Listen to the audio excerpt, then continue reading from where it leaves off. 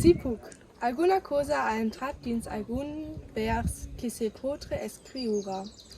I no sé quan, ni com, ni que sa vindrà a dir. Sipuk te dure cap a tu. Qui digi et sius cabells o l'escata del sol, que et vipra en aquesta ungla.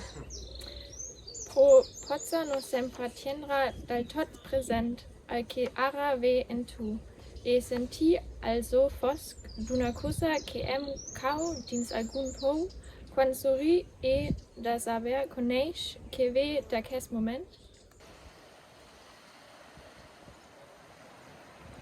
Wenn ich es kann. Etwas ist in einen Vers gefahren, von dem ich weiß, dass ich ihn schreiben könnte. Ich weiß nicht, wann noch, wie noch, was er sagen wird. Wenn ich es kann, werde ich ihn zu dir führen, damit er von deinen Haaren spreche oder der Sonnenschuppe auf deinen Nagel vibriert. Aber vielleicht werde ich nicht mehr ganz gegenwärtig haben, was ich jetzt in dir sehe. Ich habe den dunklen Klang gehört, von etwas, das mir in deinem Brunnen gefallen ist. Wenn es auf dem Wasser treibt, werde ich erkennen, dass es von diesem Moment herrührt.